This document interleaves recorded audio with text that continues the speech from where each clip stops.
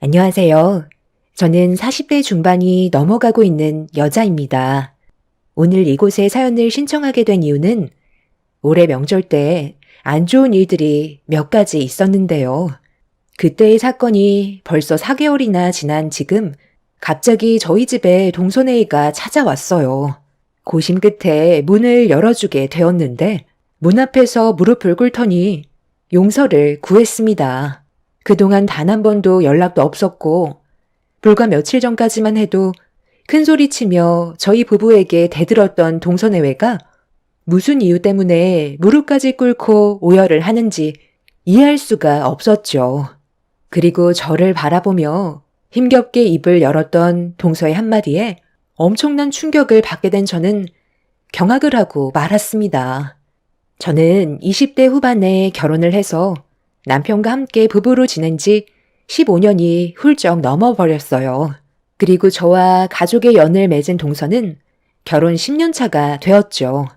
10년 동안 동서와 저는 그렇게 친한 사이는 아니었어요. 그 이유는 동서가 자기보다 못 배웠다고 생각하면 사람을 무시하는 경향이 있거든요. 약간 비꼬듯이 말을 해서 기분이 나빴던 저는 동서가 시댁 집안에 며느리로 들어온 지 얼마 되지 않았을 때부터 거리를 두면서 서로 지켜야 될 선을 넘지 않았습니다. 동서도 제가 거리를 두고 있다는 걸 의식했는지 필요한 말 아니면 저에게는 개인적으로 먼저 말을 붙이지는 않았어요. 그런 관계를 유지해 오고 있었지만 항상 저와 동서의 관계는 외주를 타는 것 마냥 위태로웠습니다. 그렇다고 저희 부부가 동서내외를 아예 모른 척하고 지내는 것도 아니었어요. 어쩔 수 없이 얼굴을 항상 마주해야 되는 그런 상황들이 있었는데 남편이 사업장 대표로 시동생을 데리고 함께 일을 하고 있었어요. 예전에 동서와 결혼을 하고 사고를 한번 크게 친 적이 있었는데 그때 이후로 시동생이 남편 밑에서 일을 배우기 시작했어요. 동서내외가 결혼을 한 지 2년 차 정도 되었을 때 음주운전으로 교통사고를 냈었는데 그때 당시 시동생의 차에 부딪혔던 사람이 결국 세상을 떠나게 됐었죠.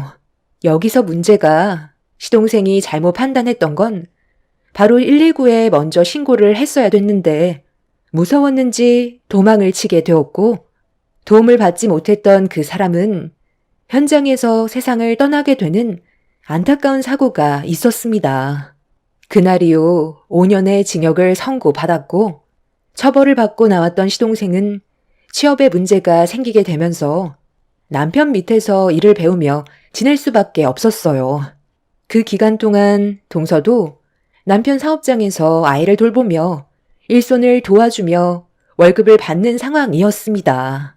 시동생이 징역 생활을 하는 5년 동안 저희가 정말 많이 도와줬었지만 동서에게는 단 한 번도 고맙다는 말을 들은 적이 없었을 만큼 자존심이 상당히 강한 동서였어요. 동서내외가 처음 결혼을 했었을 당시 둘 다 괜찮은 직장을 가지고 있었지만 한순간에 모든 걸 잃어버렸기 때문에 남편 밑에서 어쩔 수 없이 일을 할 수밖에 없었던 상황들이 아마 싫었을 거예요. 동서의 가족이라곤 요양원에 계신 아버님 한 분이라 도움을 받기에도 어려움이 있었어요. 그래서 저희가 도와줄 수 있는 건 항상 뒤에서 챙겨줄 수밖에 없었는데 그런 시간을 5년이나 함께 해와서 그런지 동서는 저희가 베푸는 걸 당연하게 생각하고 있는 듯 보였습니다. 날이 가면 갈수록 거침없이 뱉어대는 말들이 저에게 상처가 되고 있었죠. 그래도 항상 동서가 불쌍하다는 마음이 컸기 때문에 거슬리는 말투들도 좋게 넘어간 적이 많았었고 옆에서 지켜보던 남편은 좀 심한 것 같으면 한마디씩 툭툭 던지면서 주의를 줬었지만 크게 달라지는 건 느끼지 못했었어요. 이런 상황들이 반복이 되다가 시동생이 출소를 하게 되었고 당장 일자리를 구할 수 없는 처지라 남편 밑에서 동서와 함께 일을 하기 시작했죠. 그렇게 각자의 삶에 열심히 살아가고 있었는데 명절이 오기 한 달 전에 연말이라 정신없을 때 저도 직장에서 퇴근하고 남편 사업장에 찾아가 일손을 도왔었는데 제 옆에 있던 동서가 먼저 말을 붙여왔어요. 이번 명절에 형님 친정에 먼저 가신다면서요? 좋으시겠어요. 저는 전염병 때문에 요양원에 계신 아빠 얼굴도 못 뵈러 가거든요. 다음날 바로 오시는 거예요? 글쎄, 어떻게 해야 될지는 은영 아빠랑 상의를 좀 해봐야 할 것 같은데. 저번 명절에는 시댁에 먼저 갔다고 그이가 이번 명절에는 친정부터 가기로 결정을 했거든. 그럼 그동안 저는 어머님이랑 단둘이 있어야 되는 거예요? 그런 상황 불편한데? 눈치가 얼마나 많이 보이는데요. 그럼 저도 형님 올 때 가야 되겠어요. 그건 동서가 알아서 결정할 문제이긴 하지만 어머님이 서방님을 보고 싶어 하시니까 그래도 최대한 빨리 가보는 게 좋지 않겠어? 나도 최대한 빨리 오도록 노력을 해볼게. 음식 만드는 건 어머님이랑 같이 도와가면서 하면 되잖아. 저번 명절에 동서가 서방님이랑 여행 다녀온다고 해서 어머님이랑 둘이서 음식 만들었을 때 천천히 하면서 먹을 만큼만 했었거든. 동서도 알겠지만 어머님이 명절 음식 쌓아둘 정도로 많이 만드는 거 별로 안 좋아하시잖아. 이번에도 먹을 만큼만 하기 때문에 크게 걱정 안 해도 될 거야.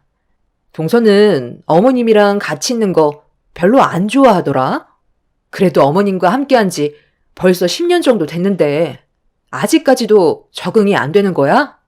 동서가 먼저 다가가고 좋은 관계를 유지할 수 있게 노력을 해봐. 동서가 어머님이랑 거리를 두고 있다는 걸 내가 느낄 정도면 어머님은 확실하게 느끼고 계실걸? 동서가 가까워지려고 하지 않는다면 아무리 시간이 지나도 어색해질 수밖에 없고 나중엔 서로에게 오해가 쌓이게 될지도 모른다고.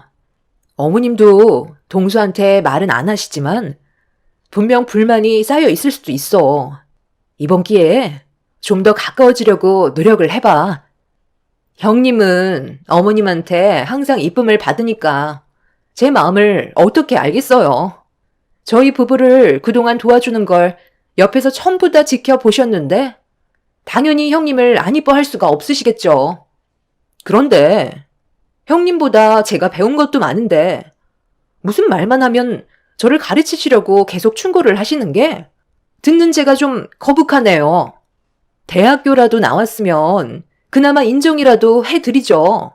고졸밖에 안 나오셨으면서 어떻게 저를 가르치려 드세요?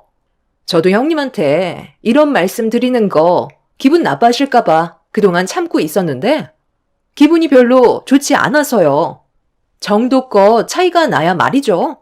석사랑 고졸은 비교 자체가 안 되잖아요.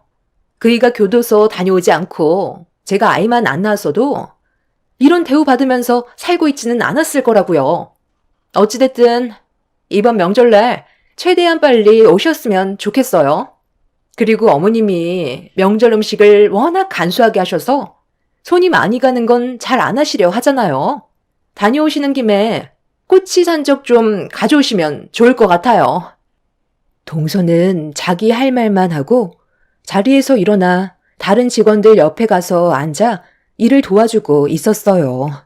저를 무시하는 말투와 표정은 할 말을 잃게 만들 정도로 큰 충격을 받아 다른 직원들 사이에 껴있는 동서를 멍하니 바라만 보고 있었죠.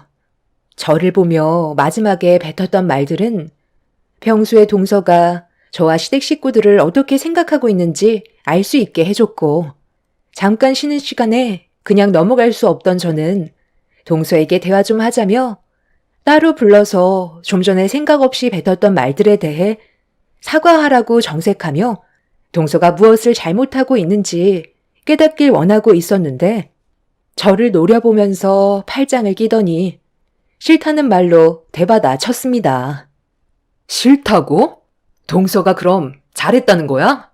내가 고졸인 게 뭐 어때서? 그럼 동서는 석사 학위까지 취득해서 삶이 달라졌어? 나랑 차별화된 인생을 살아가고 있는 거냐고. 석사 나오면 뭐해? 어차피 저기 고졸밖에 안 나온 직원들 사이에 껴서 같이 일을 하고 있잖아. 방금 한 말에 대해 사과하는 게 좋을 거야. 잘못된 건 바로 잡아야 하지 않겠어? 동서가 한 말들에 대해 주워 담지 못할 것 같으면 더 이상 지나친 행동은 자제하고 자기 잘못에 대해 인정해. 그렇지 않으면 여기 있는 직원들한테도 똑같이 얘기해 줄게. 그럼 앞으로 보게 될 직원들 얼굴 보면서 근무할 수 있을 것 같아? 지금 당장 사과하는 게 좋을 거야. 어머, 제가 틀린 말 한 것도 아니잖아요. 혼자서 너무 흥분하신 거 아니에요? 형님이 그래도 저보다 손윗사람인데 그런 유치한 행동을 하시겠어요? 그래도 고졸까지 나왔으면 생각이라는 게 어느 정도는 있을 거 아니에요. 괜한 소리 안 피우지 마시고 하시던 일이나 마저 마무리 지어주세요. 연말이라 지금이 얼마나 바쁜 시기인지 모르시는 것도 아니면서 괜히 서로 얼굴 붉혀서 일에 지장 주는 일은 없었으면 좋겠네요. 아주버님도 그걸 원하시진 않으실 것 같은데요. 동서는 오히려 더 당당하게 저를 무시하는 행동을 보여주면서 제가 다른 직원들한테 말을 하지 않을 거라는 걸 이미 알고 있었어요. 저는 동서가 자신이 생각 없이 뱉은 말에 대해 깨닫고 저에게 진심으로 사과하길 바라고 있었는데 제 예상을 벗어나는 모습을 보여주고 있었습니다. 화가 머리끝까지 올라왔었지만 남편의 회사였기 때문에 최대한 참고 나중에 개인적으로 따로 대화를 할 수밖에 없었죠. 그렇게 힘든 시간을 보내고 퇴근하고 나서 집으로 들어왔는데 남편은 제 얼굴 표정을 보더니 동서가 또 개념 없이 입을 함부로 놀렸냐면서 바로 알고 있었습니다. 이런 적이 한두 번이 아니라서 남편은 제 표정만 봐도 딱 알 수가 있었죠. 남편도 이런 문제 때문에 스트레스를 많이 받았었는지 시동생에게 전화를 따로 걸었고 동서의 행동에 대해 문제가 있다고 강하게 대화를 이어 나갔어요. 그런데 수화기에서 들려오는 시동생은 사과가 아닌 오히려 남편한테 목소리를 높이면서 대들고 있었어요. 같이 생활하다 보면 불만이 있을 수도 있는 거지. 얼마나 싫은 소리 했다고? 퇴근하자마자 전화해서 기분 상하게 하는 건데. 형, 내 성격 몰라? 너 지금 형이 좋게 얘기하고 있는데 받아들일 생각은 안 하고 지금 어디서 큰 소리야? 어떻게 된 게 너랑 재수 씨는 왜 항상 그 모양인 거냐? 한두 살 먹은 나이도 아니고 우리한테 고마워하기는커녕 더 상처를 줘? 이건 네가 집안의 가장으로서 똑바로 잡아야 하는 거라고. 5년 전 뺑소니 사고로 징역만 살지 않았어도 재수 씨랑 우리가 이렇게까지 감정 상태가 안 좋아지지 않았을 거다. 나는 너랑 재수 씨 데리고 일하고 싶은 줄 알아? 네가 다니려는 회사는 범죄 이력 조회 때문에 섣불리 움직이지 못하고 있으면 눈치껏 알아서 행동해야지. 잔밥 더운 밥 가릴 처지도 아니면서 내 밑에 일을 하면 적어도 최소한의 개념은 챙겨야 되는 거 아니야? 네가 없는 5년 동안 우리가 재수 씨가 출산한 아이도 봐주고 음식까지 해주면서 집안 살림도 도와줬었는데 그런 걸 아주 당연하게 생각하는 거지. 그리고 네가 5년 만에 나와서 적응하지 못할까봐 좀 더 넓은 집에서 지낼 수 있게 해주려고 아파트도 30평대로 이사가게 해주고 차까지 다시 뽑아줬잖아. 그럼 어느 정도 눈치가 있어야지. 우리가 얘기하는 거는 잔소리고 너희가 얘기하는 건 당연하게 생각하라는 거야? 아우, 당신은 왜 이렇게 말을 못해? 답답해서 진짜. 이리 줘봐봐. 아주버님, 저예요. 뭔가 오해가 있으신 것 같은데요. 저도 나름 형님한테 불만이 많았었어요. 저한테 한마디 할 때마다 그 말투들이 전부 다 못 배운 티가 너무 나더라고요. 아무래도 제가 형님보다 더 배워서 그런지 지금까지 형님을 손윗사람으로 인정한 적이 없었던 건 사실이에요. 재수 씨, 지금 말 다 했어? 우리가 없었으면 아무것도 할 수가 없었으면서 지금 상황 파악이 안 되고 있는 거지? 다음부터 조심하겠다는 말 한마디 하는 게 그렇게 어려워서 상황을 더욱 악화시켜? 그러는 재수 씨는 석사 나와서 내 밑에서 월급 받으며 일하는 건 안 창피한가 봐. 감사할 줄 모르는 사람한테는 아무것도 해줄 필요가 없는 거지. 내일부터 회사에 안 나와도 되니까 집에서 애나 보면서 손가락만 빨고 있어. 우리가 얼마나 감사한 존재였는지 깨달아 보라고. 남편은 화가 머리끝까지 올라와 통제력을 잃어버렸고 동서에게 다음날부터 회사에 나오지 말라는 말을 꺼내고야 말았습니다. 시동생에게 계속해서 전화가 왔지만 남편은 더 이상 받지 않았어요. 그리고 다음날 동서는 회사에 출근하지 않았다는 말을 남편한테 듣게 되었죠. 문제는 아침부터 남편과 시동생이 회사 사람들이 보는 앞에서 한바탕 했는지 오랜 시간 남편과 함께 일을 해왔던 직원 중 한 명이 저에게 연락을 했고 그 말을 들은 저는 회사의 사정을 얘기한 뒤 남편의 회사로 가게 되었는데 도착하자마자 직원들이 남편과 시동생을 말리고 있었고 분위기는 상당히 안 좋게 흘러가고 있었습니다. 지금까지 너희 가족 안정적인 생활을 할 수 있게 내가 뒤에서 얼마나 많이 지원을 해줬었는데 너는 조금의 감사함도 없는 거지? 너도 더는 필요 없으니까 당장 내 회사에서 나가. 그래도 동생이라고 출소하고 나서 생활이 힘들어질까봐 품에 끼고 있어줬으면 조금이라도 잘할 생각을 해야지. 어떻게 된 게 나랑 너희 형수한테 상처를 줄 수가 있어? 아주 배가 불렀지? 네가 징역을 사는 5년 동안 너희 형수가 얼마나 고생을 많이 했는지 알아? 너는 그러면 안 되지. 내 형이고 가족이니까 도와주는 건 당연한 거지. 나는 그만한 이유가 있으니까 받은 것 뿐이라고. 내가 왜 징역을 살았는데 내 인생을 말아먹게 한 건 전부 형 때문이라고. 그때 나한테 스트레스만 안 줬어도 사고는 나지 않았을 거고 5년이라는 내 소중한 시간을 징역을 보내면서 허비하지 않았겠지. 지금 말 다 했어요? 서방님이 징역을 살게 된 게 왜 이 사람 때문인데요? 서방님이 그때 집 좀 늘리겠다고 아버님한테 돈을 빌려가 놓고 그 돈 홀라당 전부 탕진내 버렸잖아요. 노름은 서방님이 해놓고 왜 아무 잘못도 없는 사람을 탓하는 건데요? 형으로서 생각 없이 행동한 동생에게 따끔한 충고를 할 수도 있는 거지. 그걸 왜 이 사람 탓을 하는 거죠? 애초부터 허튼 곳에 돈을 사용하지 않았다면 이런 일은 생기지도 않았겠죠. 5년 동안 징역 생활하면서 그래도 정신 차리고 변화된 모습을 볼 줄 알았는데 어떻게 조금도 변화된 게 없어요?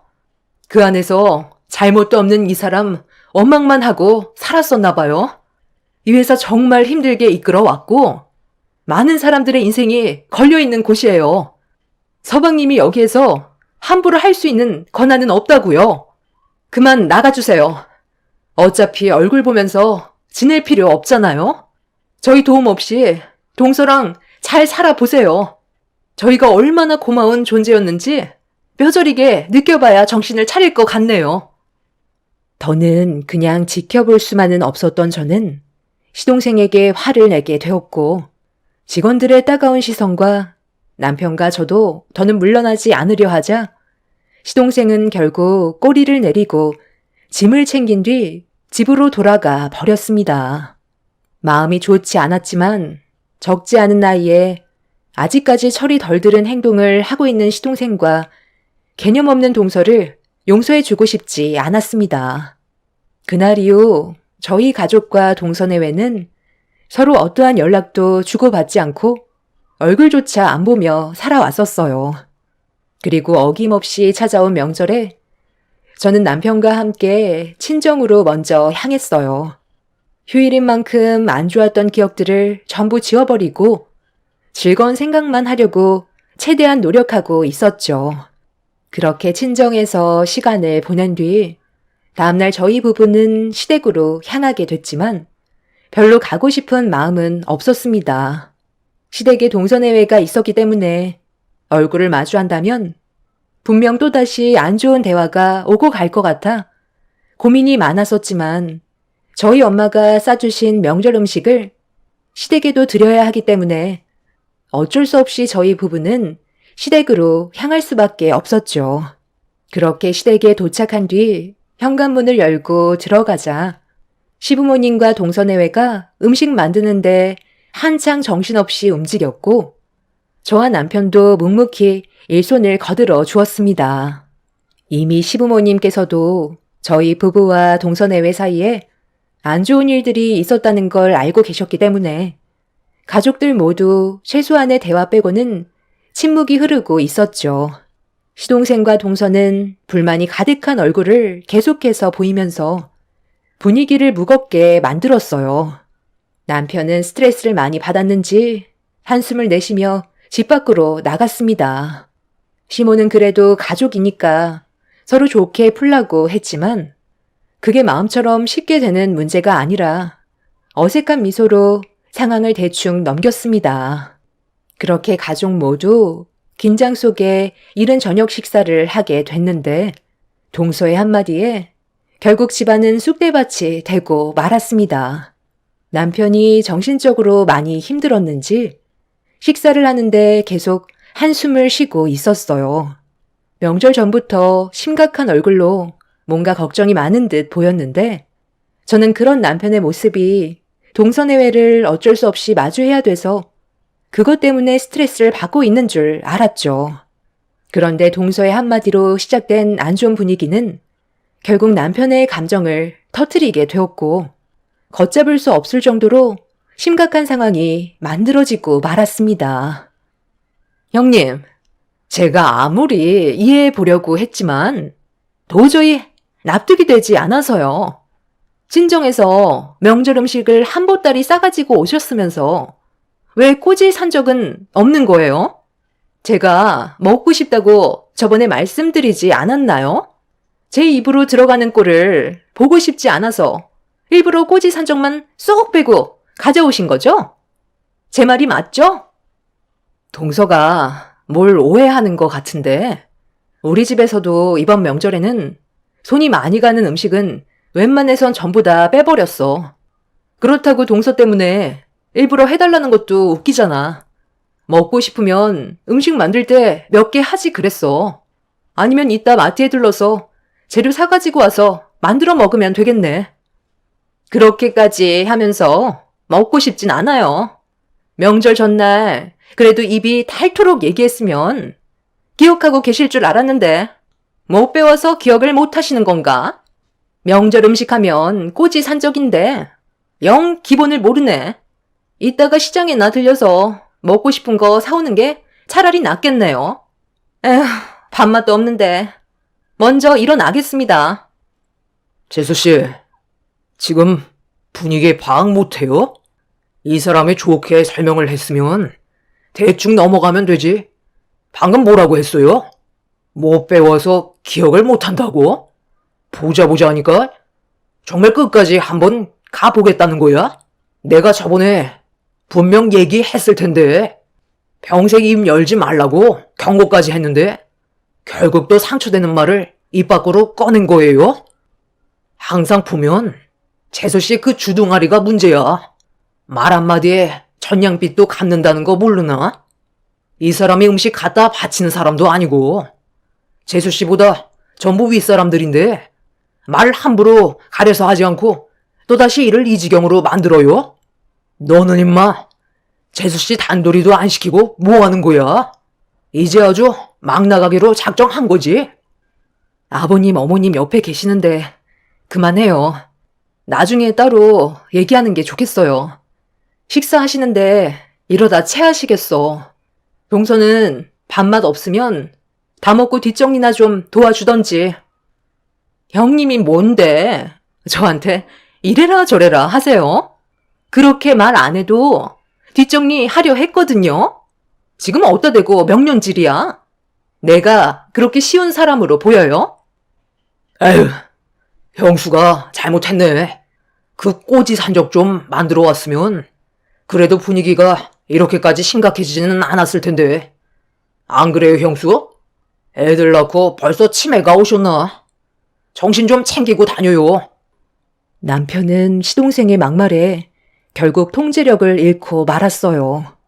남편은 시동생의 뺨에 손을 올려 붙였고 집안은 순식간에 아수라장이 되어버리고 말았습니다. 서로가 오랫동안 쌓였던 안 좋은 감정들이 한순간에 터지게 된 터라 시부모님이 말리셔도 소용이 없었어요.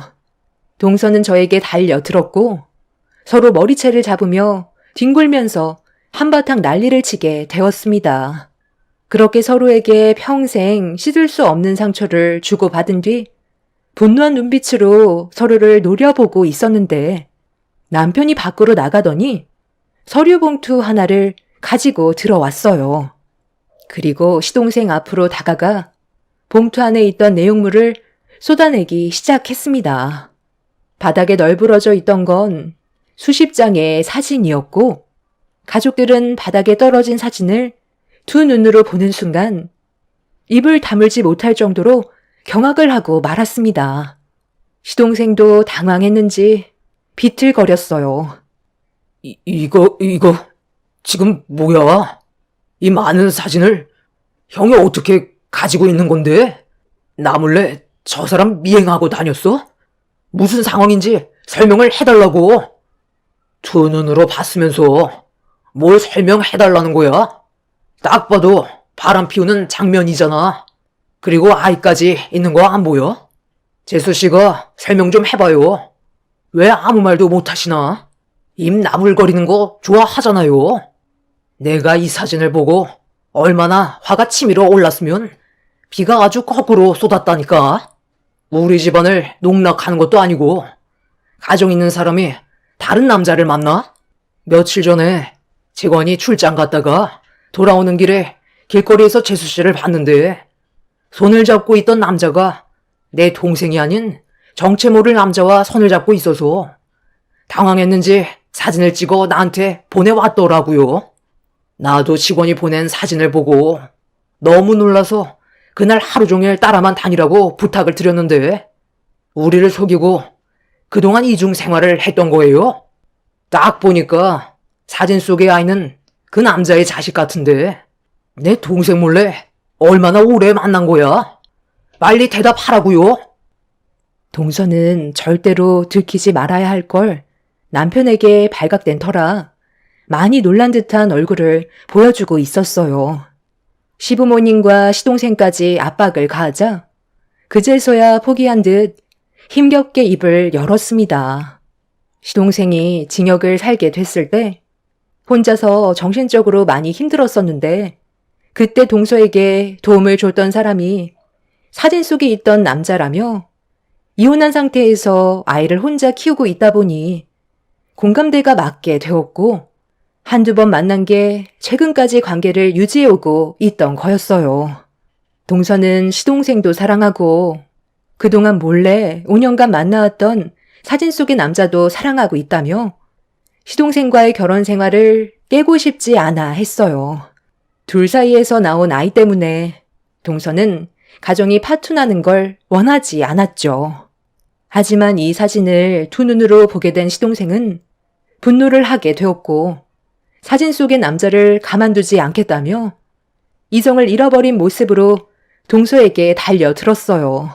통제가 될 것 같지 않자 남편은 시동생을 말리다가 도저히 안 되겠었는지 다시 한번 얼굴에 뺨을 올리면서 안사람 단속은 기본인데 그걸 못하냐고 한심하다면서 정신 차리라고 화를 냈어요. 그리고 남편은 동서에게 당장 집키랑 차키를 반납하라며 소리를 질렀고 동서는 떨리는 손으로 집키와 차키를 테이블 위에 올려두었습니다. 이런 상황을 받아들이지 못한 시동생은 결국 동서와 이혼을 하게 되었고 아이는 시동생이 키우는 걸로 소송을 걸었지만 시동생이 과거에 안 좋은 이력이 있어서 결국 동서의 손을 들어주고 말았어요. 이런 상황을 받아들이기 힘들어 했었지만 가족들은 차라리 잘된 거라며 과거의 기억은 전부 다 지워버리라고 했어요. 하지만 시동생은 충격이 상당히 컸었는지 4개월의 시간 동안 단 한 번도 모습을 보여주지 않았습니다. 그런데 며칠 전에 이제 남이 되어버린 동서가 시동생과 함께 저희 집에 찾아왔어요. 현관문을 열자마자 저희 부부 앞에서 갑자기 무릎을 꿇더니 오열을 하면서 발목을 붙잡고 애원을 하기 시작했어요. 힘겹게 입을 뗀 시동생의 한마디는 동서내외 사이에서 태어난 아이가 교통사고로 상황이 많이 힘들어졌다는 거였고, 당장 큰돈이 필요하다는 말에 저희 부부는 서둘러 병원으로 향했어요. 시동생은 남편한테 앞으로 잘하겠다며 돈 좀 빌려달라고 과거의 잘못을 전부 뉘우치고 있다면서 손이 발이 되도록 빌고 있었습니다. 동서도 마찬가지였죠. 아이가 교통사고가 나게 되었던 건 동서가 상간남이랑 새살림을 차리는데 아이가 많이 거슬린다며 시동생에게 다시 돌려주려 했는데 시동생은 막상 아이를 데리고 오자니 자기 인생에 발목이 묶일 것 같아 아이를 중간에 두고 옥신각신 하다가 각자 알아서 하라며 등을 돌렸는데 아이는 그래도 동서와 함께 했던 시간들이 많았었기 때문에 동서의 뒤를 따라가다가 우회전하는 차량을 보지 못하고 그대로 충돌해버려 돌이킬 수 없는 결과를 가져오게 된 거였어요. 그 말을 듣는 순간 부모의 자격도 없는 두 사람을 용서하고 싶지 않았고 남편은 아이를 살리기 위해 금전적인 지원을 망설이지 않았어요. 이 문제로 동서내외는 경찰서에서 조사를 받게 되었지만 앞으로의 상황이 막막합니다. 아이는 언제 깨어날지 모르는 상황인데 둘 다 친자식을 돌보고 싶지 않다며 서로 등 떠밀고 있는 상태입니다. 아이가 눈을 뜨게 된다 해도 눈앞에는 두 부모가 없을 텐데 앞으로 어떻게 해야 될지 걱정이에요. 동서는 나 몰라라 전화까지 받지 않는 상태입니다. 시부모님께서 아이 옆을 지켜주고 있지만 정작 도와줬는데도 시동생 또한 몸을 숨긴 채 나타나지 않고 있어요. 처음부터 끝까지 속만 썩인 동서와 시동생을 용서하고 싶지 않아요. 앞으로 저희 부부가 이 상황을 어떻게 헤쳐나가야 할지 인생 선배님들의 진지한 의견을 들어보고 싶습니다. 정말 앞이 보이지 않을 정도로 캄캄하네요. 얼마 전에 남편이 시동생과 아주 짧게 통화가 된 적이 있었는데 아이를 돌보느니 차라리 징역을 살겠답니다. 두 사람이 온 가족을 아주 쑥대밭으로 만들어버려서 너무 화가 나요. 법적인 소송이 가능한지 알아보고 있긴 하지만 그것 또한 쉽지 않을 것 같습니다. 아이만 툭 던져주고 아이의 자취를 감춰버린 동서가 이 글을 본다면 하루라도 빨리 제자리로 돌아와 모든 걸 책임지면 좋겠어요. 제 사연 들어주신 분들 감사합니다.